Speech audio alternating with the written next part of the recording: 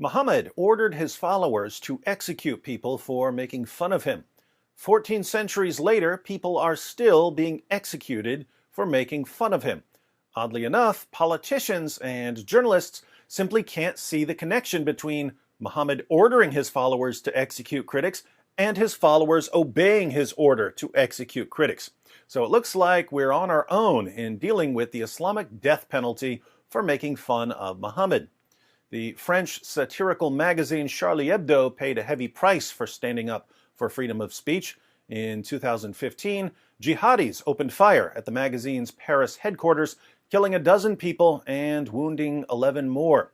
The gunmen were killed 2 days later, but now, in 2020, 14 people charged as accomplices are on trial. The New York Times reports. Charlie Hebdo republishes cartoons that prompted deadly 2015 attack.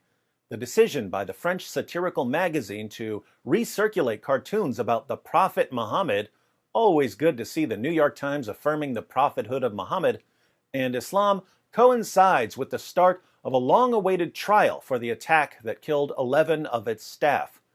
The French satirical magazine Charlie Hebdo has republished the same cartoons about the Prophet Muhammad and Islam that prompted a deadly attack on the magazine in 2015, an act that will be seen by some as a commitment to free speech and by others as reckless provocation. Seems like a bit of both. You can recklessly provoke out of a commitment to free speech. The publication coincides with the start on Wednesday of the long-awaited terrorism trial of people accused as accomplices in the attack, potentially cathartic for a nation that was deeply scarred by that act of brutality. The magazine posted the cartoons online on Tuesday, and they will appear in print on Wednesday. Charlie Hebdo's editors wrote in the new issue that it was unacceptable to start the trial without showing the pieces of evidence to readers and citizens. Not republishing the caricatures would have amounted to political or journalistic cowardice, they added. Do we want to live in a country that claims to be a great democracy, free and modern, which, at the same time, does not affirm its most profound convictions? That is the question of our generation. Western civilization says we're free to criticize the teachings of an illiterate 7th century caravan robber who calls for our violent subjugation. Sharia says we're not free to criticize the teachings of an illiterate 7th century caravan robber who calls for our violent subjugation. For some reason, Western leaders keep trying to move in the direction of Sharia, while those who remain firm in their commitment to freedom of expression are massacred by jihadis, or at least deplatformed by Facebook, Twitter, and YouTube. The attack on Charlie Hebdo was the first of a string of major Islamist attacks on Paris. On January 7, 2015, two French-born brothers of Algerian descent, Saïd and Sharif Kouachi, stormed the offices of Charlie Hebdo.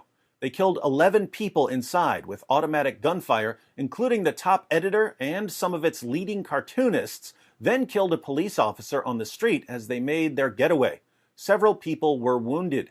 The brothers identified themselves as belonging to Al-Qaeda and left the magazine stating that they were avenging the Prophet, according to survivors of the attack. 2 days later, a friend of theirs, Amedy Coulibaly, took hostages and killed 4 people at a kosher supermarket in Paris. The worst of the assaults came 10 months later when a group of Islamic State gunmen and suicide bombers killed 130 people and injured more than 400 at multiple sites across the capital region. Mr. Coulibaly and the Kouachi brothers were killed in standoffs with the police, so after nearly 6 years, the trial of suspected accomplices, which is scheduled to last 2 months, will mark the most complete airing of an incident that became a national trauma. The defendants, including some who are not in custody and will be tried in absentia, are charged with aiding the 3 main attackers, including some who provided weapons and financing. Seems like there were a lot of jihadis involved in these attacks. Does there come a point when we finally decide to examine and expose the ideology that convinced them that they have to slaughter people in the name of Allah?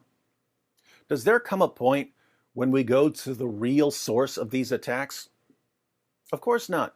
If we examine the ideology, we'll find that Muhammad ordered his followers to execute critics and that he promoted terrorism. So the only way to deal with the source of the problem would be to criticize Muhammad and to show that he's not a true prophet. But according to our leaders, that would be racist and Islamophobic. We don't want to be racist and Islamophobic, so instead of criticizing Muhammad, we'll praise him.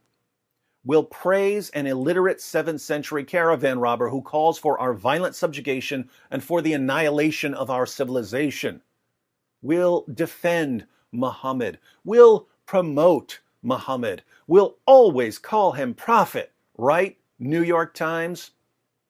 And thus will help provide the fertile soil from which will grow the next crop of jihadis slaughtering us in the name of Allah.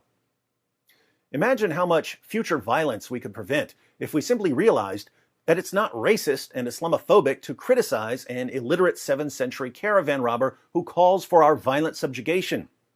It's good and right and moral and honorable to criticize an illiterate 7th century caravan robber who calls for our violent subjugation. It's not bad, it's good. Imagine how much violence and bloodshed we could prevent if we just realized that.